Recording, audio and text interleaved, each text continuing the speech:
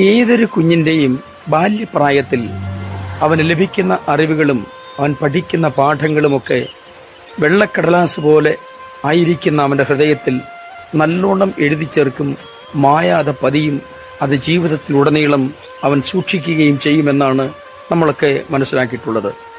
വാക്യങ്ങളുടെ പുസ്തകം 22-ാം അധ്യായം 6-ാം വാക്യം, ബാലൻ നടക്കേണ്ടുന്ന വഴിയിൽ അവനെ അഭ്യസിപ്പിക്ക, അവൻ വൃദ്ധനായാലും അത് വിട്ടുമാറുകയില്ല. ഇത്രയും മികച്ച പ്രസിഡന്റായിരുന്ന അമേരിക്കയുടെ എബ്രഹാം ലിങ്കൺ അദ്ദേഹത്തിൻ്റെ മകൻ പഠിച്ച സ്കൂളിൽ ഒരു കത്ത് കൊടുത്തയച്ചു.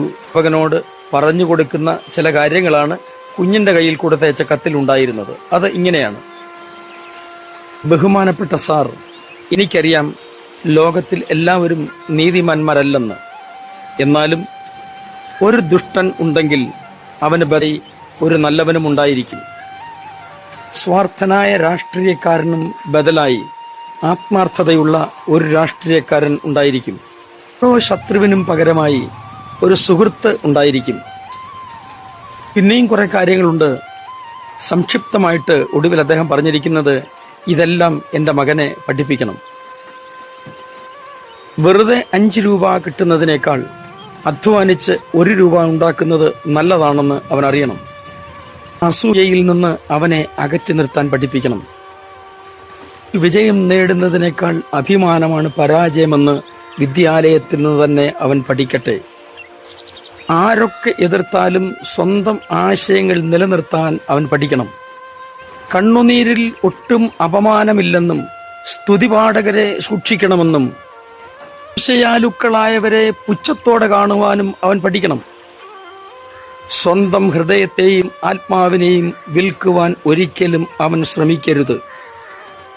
തോന്നുന്നതിന് വേണ്ടി ചെറുത്തുനിന്ന് പൊരുതുവാൻ അവൻ പഠിക്കട്ടെ. അവനെ ലാളിക്കരുത്. ഇരുമ്പ് കറയറ്റതാകൂ. അതിൽ തന്നെ കറകളഞ്ഞ വിശ്വാസവും ഉണ്ടാക്കുവാൻ അവൻ പഠിക്കട്ടെ. ഒരു കുഞ്ഞും നിഷ്കളങ്കനാണ്. അവനെ പഠിപ്പിച്ച് ഉയർത്തിക്കൊണ്ടുവരുന്ന വഴിയിൽ തന്നെ അവനെ നമുക്ക് കാണാൻ കഴിയും. ബാലൻ നടക്കേണ്ടുന്ന വഴിയിൽ അവനെ അഭ്യസിപ്പിച്ചാൽ വൃദ്ധനായാലും അവനത് വിട്ടുമാറുകയില്ല. നമുക്കാവേ എല്ലാ പ്രിയമക്കൾക്കായിട്ടും സ്തോത്രം.